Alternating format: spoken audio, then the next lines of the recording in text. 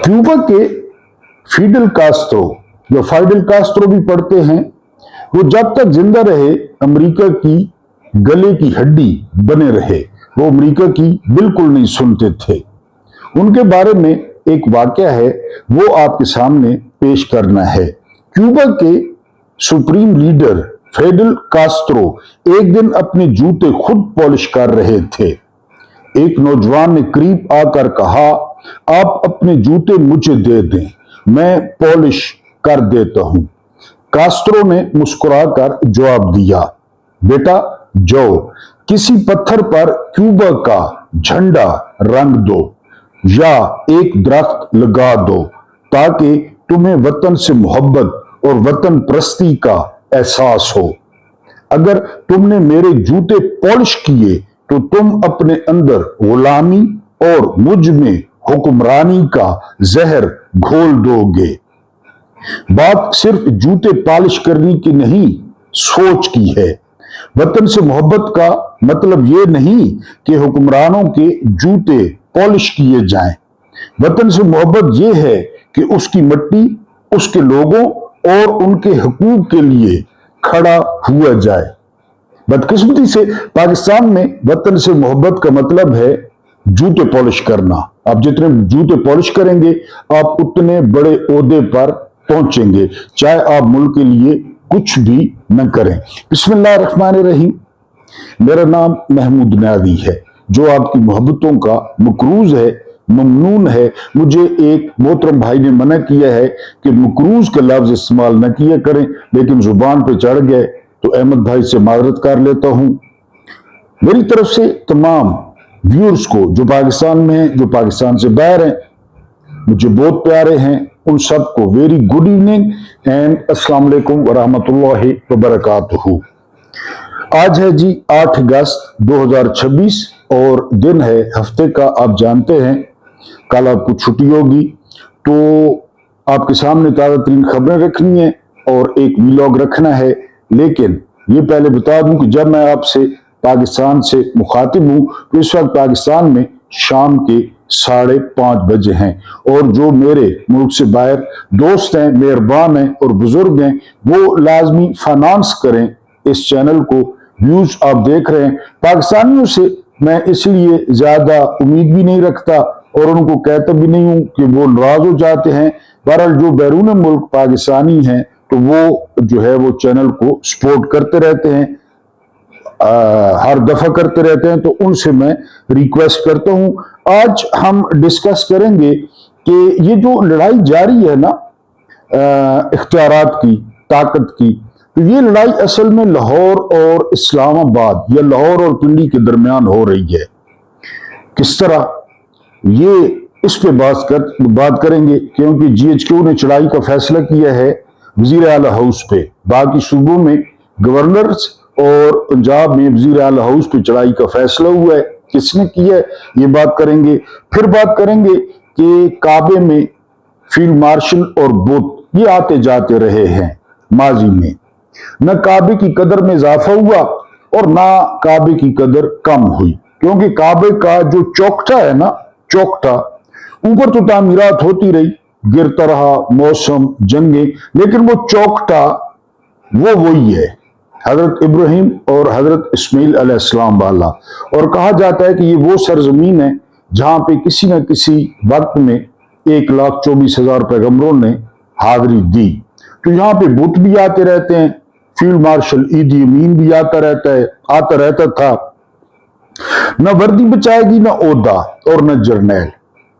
साबिक फौजी का तैयार आपके सामने रखना है।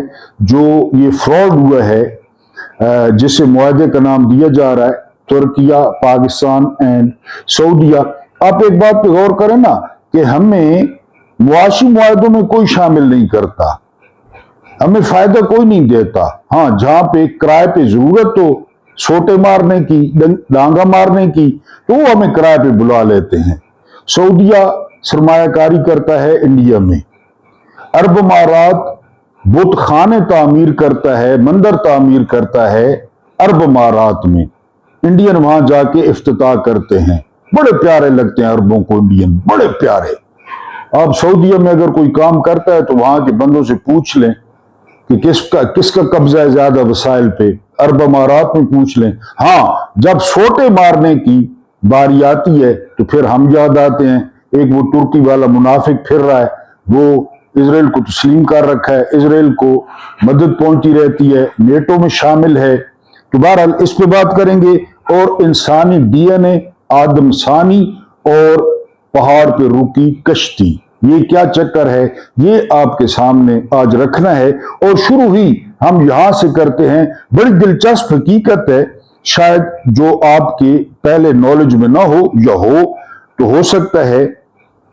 طوفان کے بعد کی دنیا، نوح کے 3 بیٹے اور موجودہ انسانی نسلوں کی تقسیم۔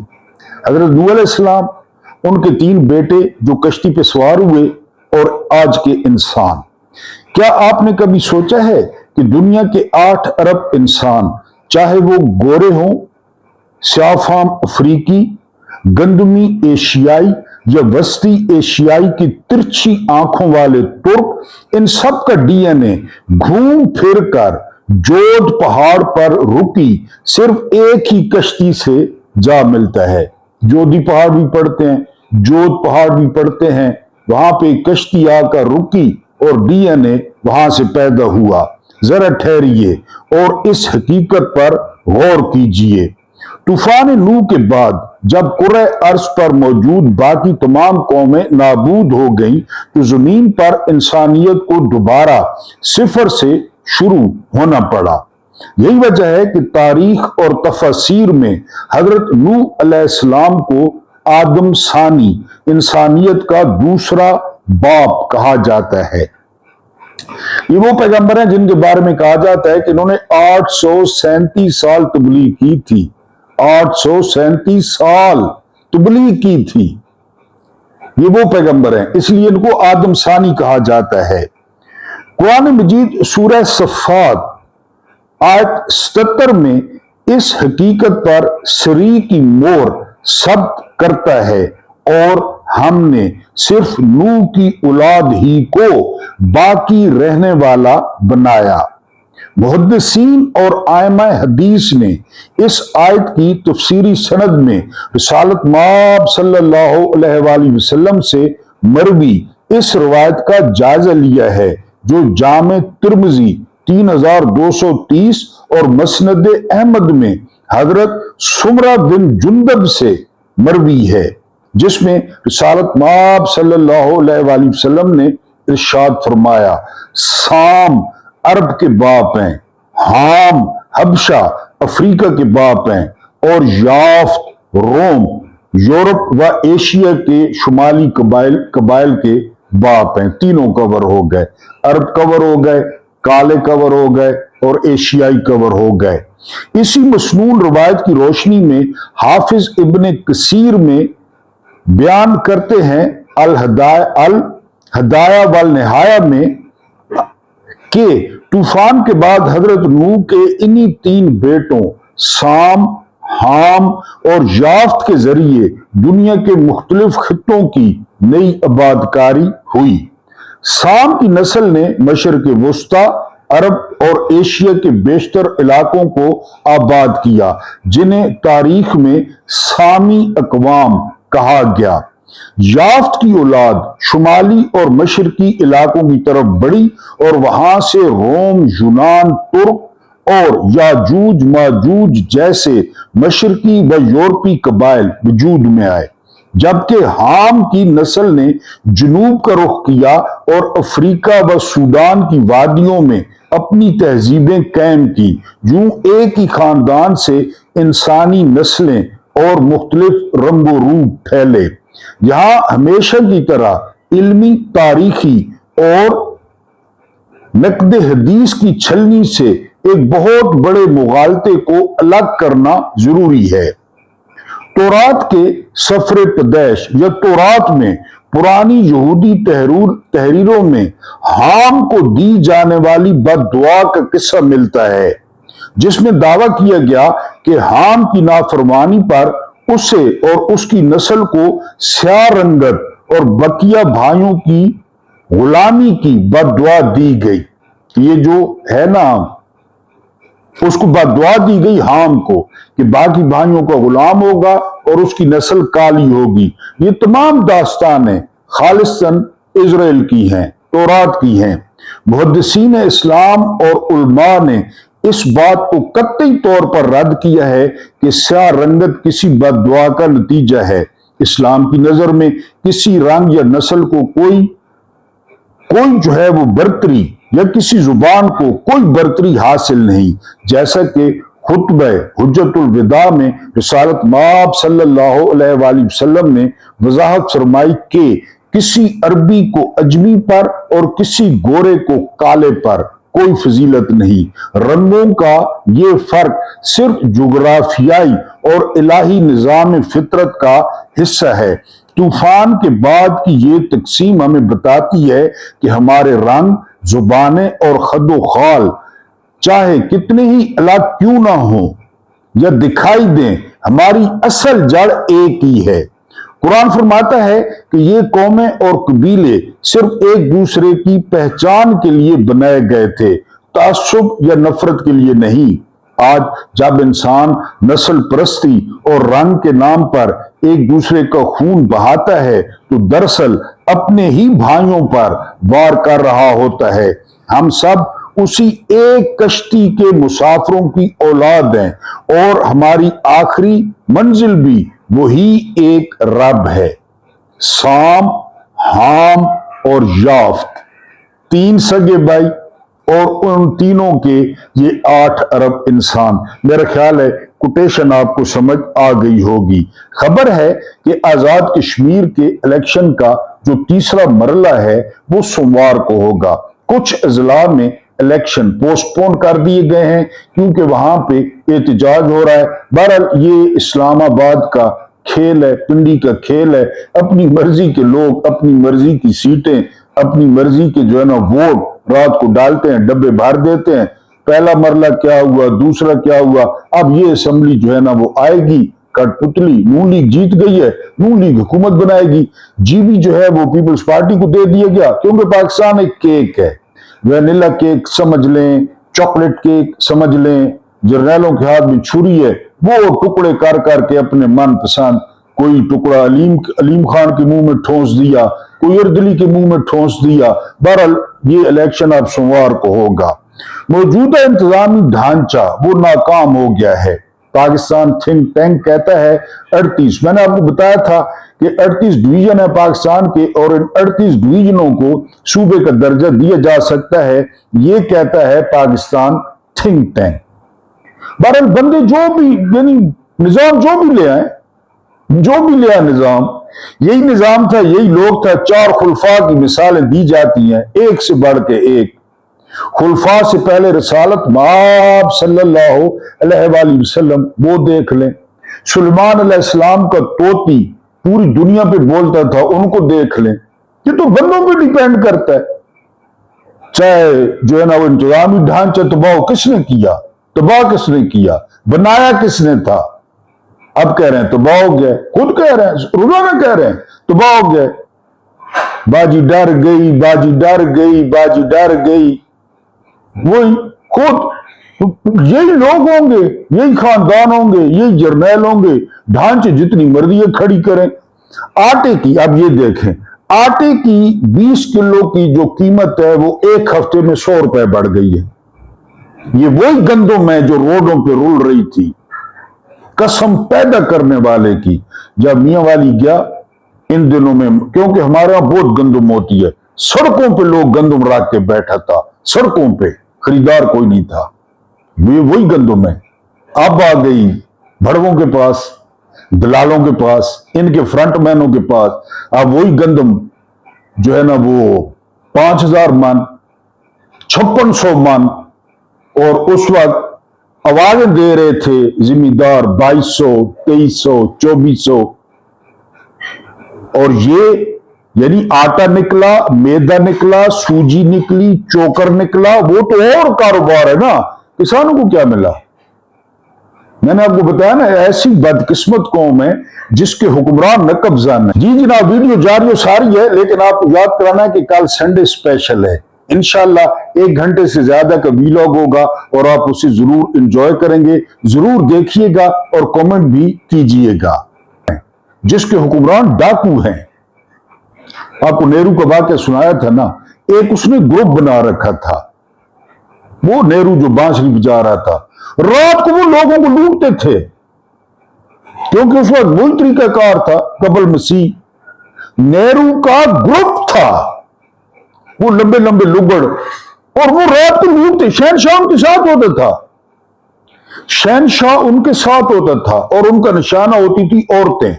औरतों के जेवर खींच लेना, औरतों से हाथापाई करना, दस्तदराजी करना, ये नेहरू करता था रात को। ये वही है, ये खुलेआम करते हैं, खुलेआम करते हैं, कोई पूछ के दिखाए। IMF कहता है 5300 अरब गया, किसी ने पूछा? कोई अदालत, कोई जज, हर कोई अपने चक्कर में लगा हुआ है। 1200 रुपए कीमत जो है वो बढ़ गई है। हसीना वाजिद, इन्होंने ऐलान किया है कि ये जो है ना वो दिसंबर में ढाका आएंगी। हुकूमत कहती है कि जो है कानून के मुताबिक जो है वो निपटा जाएगा। बहरहाल देखते हैं कि हसीना वाजिद आकर क्या कहती हैं। ये जो बड़ी पुरानी तारीख है भुट्टो की और फील्ड मार्शलों की। आपको पता है कि एक बादशाह जो है वो हजर अस्वद जो है वो भी उठा के ले गया था,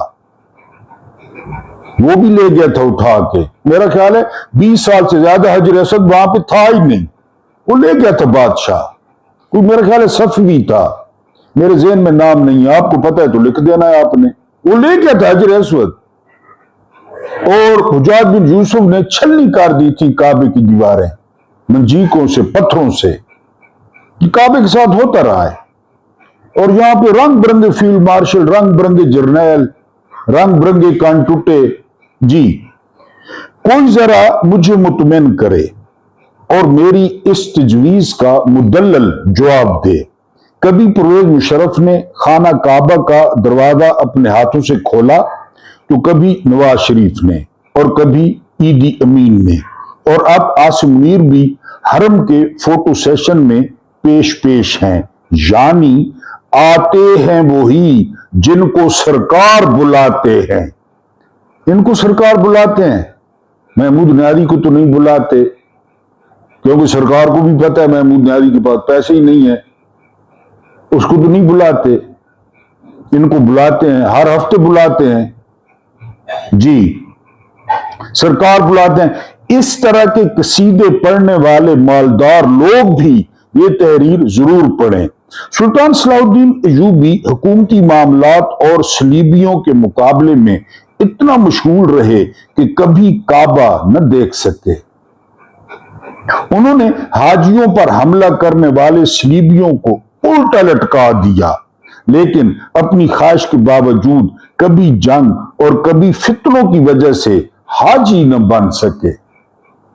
हाजी, ये हाजियों का इस्तकबाल खुद करते थे और हाजियों को रुखसत खुद करते थे।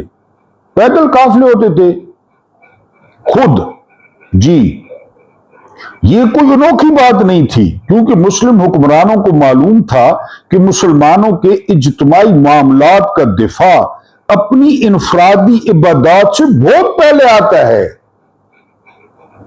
रिसालत माब सल्लल्लाहु अलैहि वसल्लम ने कितने हज किए पता है आपको? वहीं रहते थे। ये जो मामलात हैं ये बड़े इंपॉर्टेंट हैं जो आपके जिम्मे हैं।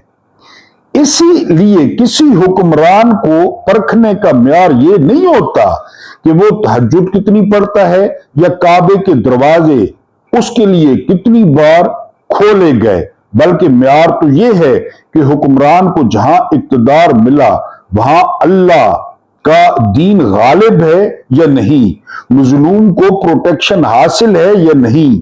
अब अगर कोई हाकिम अपनी रियाया के मामलात को बिगाड़ दे, दीन नाफिज न करे, सूदी कर्जे ले, टैक्स लगा लगा कर गरीब को भूखा मार दे, कुफार के हमलों से मुसलमानों को तहफ़्फ़ुज़ न दे, कश्मीरियों को भारत के रहमो करम पर छोड़ दे, मस्जिद अक्सा को यहूदियों के कब्जे में रहने दे, और दूसरी तरफ अगर वो हज और उम्रे करता रहे, हाजियों को जमजम पिलाता रहे, रात भर तहज्जुद वो भी मस्जिद नबवी सल्लल्लाहु अलैहि वसल्लम में पढ़ता रहे, तब भी वो नाहिल हुक्मरान कहलाएगा। मौजूदा इन 2 नंबर हुक्मरानों ने मक्का और मदीना शरीफ को एक तमाशगाह बना रखा है। ये हराम खोर मादी के मुसलमान हुक्मरानों से अच्छी बातें क्यों नहीं सीखते। तस्वीर आई है जिसमें मोहम्मद बिन सलमान, तुर्की का ठग, पाकिस्तान का फील्ड मार्शल और अर्दली जितने खुशू और खुशू के साथ नमाज पढ़ रहे हैं, ये तस्वीरें क्यों खिंचवाते हैं। उधर काबे में दाखिल होने की सीढ़े लग जाती है, ये क्यों करते हैं। लिटर तो पोसोन, बेफिक्र रहो, जो कुछ किया है लिटर तो पोसोन। काबे में जितनी मर्जी है दबा, काबे में तो लात भी था, मन्नात था, हुबल था, 360 थे। काबे ने तो बुत देखे, फील्ड मार्शल देखे, बुत आते जाते रहे, टूटते देखे। हम चलते हैं अगली खबर पे। अगली खबर यह है कि गाजर मूली की तरह इंसानों को और खासकर मुसलमानों को काटा जा रहा है। पूरी दुनिया में देख लें, अफगानिस्तान, शाम, इराक, ईरान, फलस्तीन, क्या हो रहा है मुसलमानों के साथ। और मुसलमानों के इलाकों पे कब्जे किए जा रहे हैं। वो किधर गई वो 40 मुल्कों वाली फौज। वो पाकिस्तान के एक बैंड मास्टर मूछों वाला उसका सरबराह, कभी सुना है वो 40 मुल्क किधर गए। ये एक नवा मुआहदा है, ये नवा मुआहदा है। किराए के टट्टू, किराए के, फिर ताबूतों के नीचे घुस जाएंगे, ताबूतों के नीचे उधर भी फोटो बनवाएंगे, तराने लगाएंगे। किस मुसलमान की मदद की है? माली तौर पे किसी की मदद की है? मैंने एक दिन कहा था ये सऊदी खानदान के बाप का है, मक्का और मदीना इनके बाप का है। सारी कमाई खुद खाते हैं, अंगूर की बेटी पीते हैं, नाच गाना करवाते हैं। ये तो गरीब मुल्कों को मिलना चाहिए, उनके पास तेल कम है। वो इनके बाप का है, मक्का इनके बाप का है, मदीना इनकी मां को जहेज में मिला था। और कितनी कमाई करते हैं रोजाना, क्योंकि 24 घंटे और 365 दिन उम्र जारी रहता है। ये तो मुसलमानों को मिलना चाहिए, गरीबों को। वो अफ्रीकी जो पत्ते खा रहे हैं, लकड़ियां खा रहे हैं, उनको मिलना चाहिए। तो बहरहाल वो गाजर मूली की तरह काट रहे हैं। उधर खैर है, उधर कोई जो है ना वो इशू नहीं है कतई तौर पे जी। उसके बाद जो हुआ है ये ठगी प्रोग्राम हुआ है जी। मुआहदा, पता नहीं कितने मुआहदे हो गए। कुवैत के साथ हो गया, कतर के साथ हो गया, तुर्की के साथ हो गया, सऊदीया के साथ हो गया। ये जरा आपने गौर करना है। ये मक्का मुश्तरका दिफाई मुआहदा मेरी राय में एक तारीखी स्ट्रेटेजिक कामयाबी के लिबादे में लिपटा हुआ एक बहुत बड़ा सियासी फ्रॉड है। एक फौजी लिख रहा है सियासी फ्रॉड। तकरीबात शाही महल पुरुष को अल्फाज और तस्वीर को एक तरफ रख दें और सिर्फ वो सवाल पूछें जो हकीकतन अहम है। क्या ये तीनों ममालिक वाकई एक दूसरे के लिए जंग में उतरेंगे? ये सवाल है। बज़ाहिर इस मुआहदे के जरिए एक पैगाम ईरान, यमन की इंसारुल्लाह और इराकी मलेशियाओं को दिया जा रहा है कि अगर सऊदी अरब पर हमला किया गया तो मुबैना तौर पर हमला आवर को सऊदी अरब, पाकिस्तान और तुर्किया तीनों का सामना करना पड़ेगा। वाकई अगर कल ईरान, अंसारुल्लाह या कोई इराकी मलेशिया सऊदी अरब पर हमला कर दे या सऊदी खानदान पे हमला कर दे तो क्या कोई संजीदा शख्स वाकई ये समझता है कि पाकिस्तान और तुर्किया खुद ब खुद इस जंग में कूद पड़ेंगे? जी, अब इस मुसावात को उलट कर देखें। अगर भारत पाकिस्तान पर हमला करता है तो क्या सऊदी अरब भारत पर हमला करेगा? کیا ترکیہ کرے گا؟ اگر اسرائیل پاکستان، سعودی عرب یا ترکیہ میں سے کسی ایک پر حملہ کرتا ہے تو کیا باقی دونوں اسرائیل کے خلاف اعلان جنگ کر دیں گے؟ سوالات ہے نا۔ اور اب اس معاہدے کا سب سے بڑا اور واضح تضاد دیکھیے۔ اگر نیٹو کا کوئی ملک پاکستان یا سعودی عرب پر حملہ کرتا ہے تو کیا ترکیہ جو خود نیٹو کا رکن ہے اپنے ہی نیٹو اتحادی کے خلاف جنگ میں اتر جائے گا؟ صرف اس لیے کہ اس معاہدے میں لکھ دیا گیا ہے کہ ایک پر حملہ سب پر حملہ تصور ہوگا؟ یہ محض فرضی یا تکنیکی سوالات نہیں ہیں، یہ اس معاہدے کی زبان اور ان زمینی، جغرافیائی و سیاسی حقائق کے درمیان موجود ایک بہت بڑی خلیج کو بے نقاب کرتے ہیں، جو حقیقت میں ان تینوں ریاستوں کے طرز عمل کا تعین کرتے ہیں۔ ایک حقیقی اجتماعی دفاعی معاہدے کے لیے محض یہ شاندار جملہ لکھ دینا کافی نہیں کہ ایک ملک پر حملہ سب پر حملہ تصور ہوگا۔ اس کے لیے قابل اعتبار فوجی وعدے، واضح ذمہ داریاں، مشترکہ کمان کے انتظامات، ہنگامی حالات کے لیے باقاعدہ منصوبہ بندی اور سب سے بڑھ کر حقیقتاً جنگ لڑنے کا سیاسی عزم اور ارادہ درکار ہوتا ہے۔ یہ سب نہ تو اجتماعی دفاع محض سیاسی تھیٹر بن کر رہ جاتا ہے، یہ سب نہ ہو تو، اور پاکستان کے معاملے میں اس سیاسی تھیٹر کا ایک اور مقصد بھی ہے اصل۔ یہ جنرل عاصم منیر اور اس کے گرد مسلط نظام کو ایک اور نام نہاد تاریخی کامیابی گھڑنے، خود کو مکہ مکرمہ، سعودیہ اور ترکیہ کے وقار میں لپیٹنے اور پاکستانیوں کو یہ فریب بیچنے کا موقع فراہم کرتا ہے کہ پاکستان کو اچانک کوئی غیر معمولی نیا اسٹریٹجک دفاعی حصار حاصل ہو گیا ہے۔ ایسا بالکل نہیں ہوا۔ کوئی غیر ملکی سربراہی اجلاس، کوئی شاہی مصافحہ، کوئی دفاعی معاہدہ اور مکہ مکرمہ میں کھینچی گئی کوئی تصویر پاکستان کے اندر جو کچھ ہو چکا ہے اسے مٹا نہیں سکتی، اور نہ ہی یہ سب کچھ ان لوگوں کو پاکستان کے اندر کوئی آئینی جواز اور قانونی حیثیت دے سکتا ہے جن پر پاکستان کے آئینی نظام کو تہس نہس کرنے کے الزامات ہیں۔ یہ سارا کچھ کرنے کے بعد حکومت جائز ہو جائے گی، فارم 47 جائز ہو جائے گا، ایک بار ریٹائرمنٹ، پھر لائف ٹائم استثناء، یہ جائز ہو جائے گا جی۔ اور کوئی بین الاقوامی معاہدہ کسی شخص کو پاکستان کے آئین اور قانون کے تحت جواب دہی سے بالاتر نہیں کر سکتا۔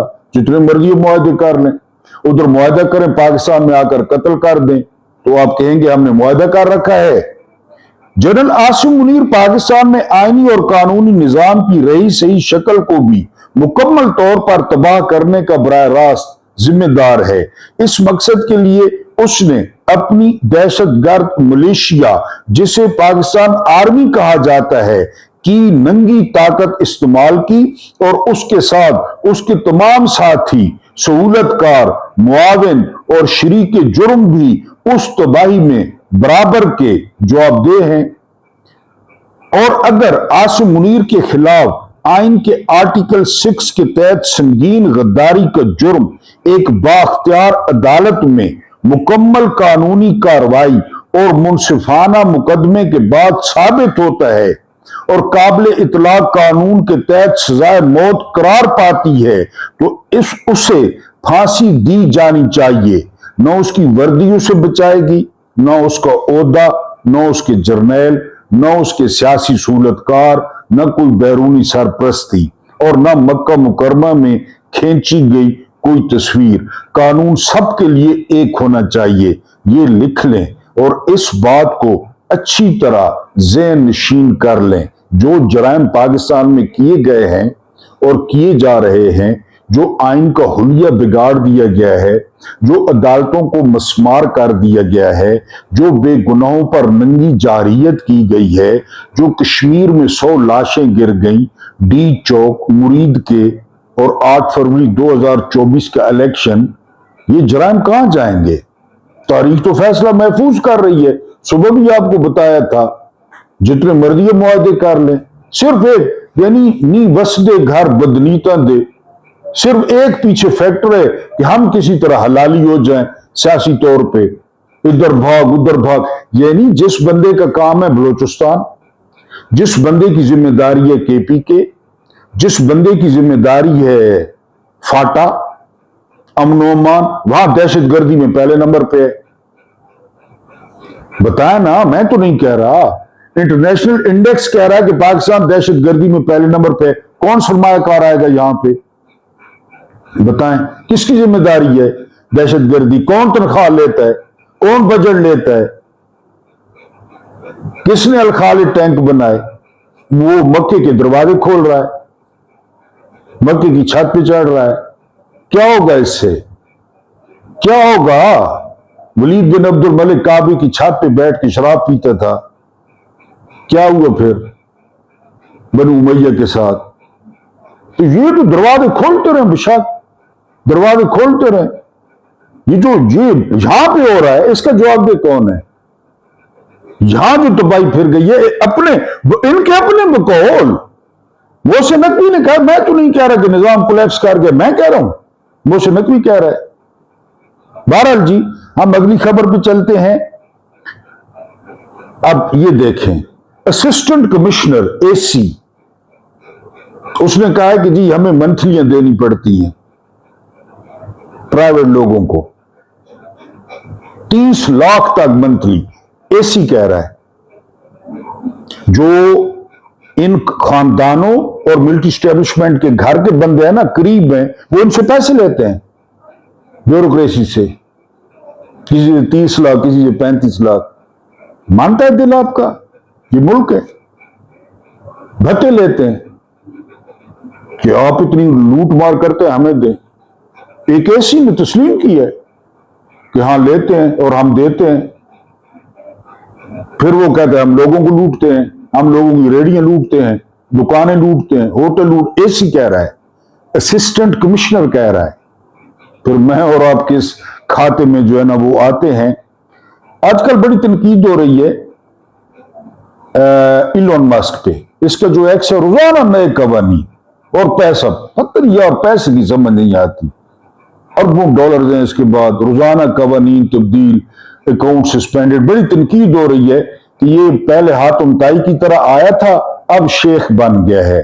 شیخوں سے معذرت کے ساتھ یہ ایک بندے نے تبصرہ کیا، میں وہ آپ کو بتا رہا ہوں کہ روزانہ نئی چول مارتا ہے، روزانہ اکاؤنٹ سسپینڈ کر دیتا ہے. اس کے بعد بہت بڑی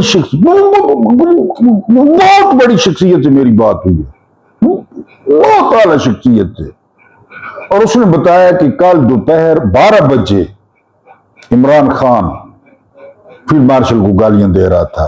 یہ بہت بڑی شخصیت نے مجھے بہت بڑی. اس کے بعد محمد مالک نے خبر دی ہے، ٹکلے نے، کہ 15 سے 18 صوبے بن رہے ہیں. چلیں یہ تو ہم سن رہے ہیں، لیکن جو بندرگاہوں کے علاقے ہیں وہ وفاق کے پاس ہوں گے.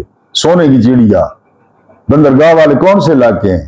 کراچی، گوادر، مال، دمڑی، حلوہ مانڈا، وہ وفاق کے پاس ہوں گے. پیپلز پارٹی تیاریاں کرے جی. اس کے بعد جو آخری خبر ہے وہ یہ کہ جماعت اسلامی جو ہے وہ کرتی ہے پریس کلب کے سامنے مظاہرہ اسلام آباد میں، اور پولیس سیکیورٹی کرتی ہے. بڑے اچھے لوگ ہیں جماعت اسلامی والے، متقی ہیں، راتوں کو جاگتے ہیں، روتے ہیں. بعض لوگ راتوں کو سوتے ہی نہیں ہیں، مسلح پہ ہی ہوتے ہیں، دن کو گھوڑے کی پیٹھوں پہ ہوتے ہیں. تو پولیس نے اب یہ کل مکھ منتری، اندازہ کرے مکھ منتری وزیر اعلی ہاؤس کے باہر دھرنا دینے جا رہے ہیں. مکھ منتری یا مکھ منتری یا صدرنی بوڈی، پاکستان میں اس کی کیا پوزیشن ہے اور کیا حیثیت ہے آپ جانتے ہیں. جماعت اسلامی کو کچھ بھی نہیں کہا جائے گا، کچھ بھی. یعنی اگر یہ ہوتا تو آج جماعت اسلامی والے جیل میں ہوتے.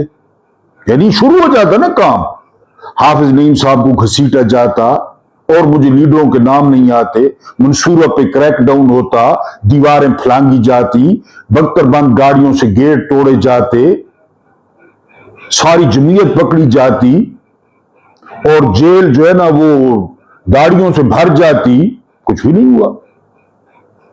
اس کا کیا مطلب ہے؟ چابی۔ اصل مسئلہ انہی کے ساتھ چل رہا ہے نا، لاہور اور پنڈی کا مسئلہ چل رہا ہے، یعنی نظام کولیپس کر گیا، پنڈی نے پیغام دیا ہے، لاہور والے ریٹیلیٹ کر رہے ہیں۔ اب جی ایچ کیو نے یہ فیصلہ کر لیا ہے کہ ذرا ٹیزر لگاتے ہیں، ٹیسٹر لگاتے ہیں، کیا ہوتا ہے۔ مکھیہ منتری تو ریڈ لائن ہے پاکستان کی، ریڈ لائن ہے، یعنی مکھیہ منتری کے دفتر کے باہر دھرنا۔ توبہ توبہ توبہ توبہ کرو، توبہ کرو، اپنے گناہانی بخشش منگو، توبہ کرو، یقین کریں۔ ایک آتھر لکھتے ہیں، نام نہیں ذہن میں آ رہا، کتاب میں موجود ہے، کہ ہر کوئی یحییٰ کے صدارتی محل کی طرف جا رہا تھا پاکستان ٹوٹنے کے بعد، بڑی دنیا۔ تو جماعت اسلامی نے کہا کہ یحییٰ کا قصور نہیں ہے، شراب کا قصور ہے۔ سارے لوگ شراب کی دکانیں، اس وقت عام دکانیں تھی، دکانوں پہ پل پڑے، یحییٰ کو چھوڑ دیتا۔ میرے جیسے لوگوں نے چھکی، جو ہلکا ہلکا، جو ہلکا ہلکا سرور ہے، یہ تیری نظر کا قصور ہے۔ چھٹی لوگوں نے بوتلیں توڑی، یحییٰ بھول گیا جماعت اسلامی کا اصل خرابی شراب میں ہے، یحییٰ کو نہیں۔ اب یہ کل دھرنا دے رہی ہے، اب میں انتظار کر رہا ہوں کہ سوٹے ڈنڈے، اور حافظ نعیم صاحب جیل میں، عدت کا کیس ان پہ ہونا چاہیے، اور فیملی سے ملاقاتیں بند کر دینی چاہیے۔ مکھیہ منتری کے خلاف یہ جی ایچ کیو نے نئے سیل خریدے، میرے خیال ہے 15 روپے میں آنے، چھوٹے چھوٹے سیل، وہ ڈالے، پھر جماعت اسلامی والے مائنڈ بھی کرتے ہیں، مائنڈ بھی کرتے ہیں، کوئی ان کو بات کہیں پہلے دن سے، پھر مائنڈ کرتے ہیں کہ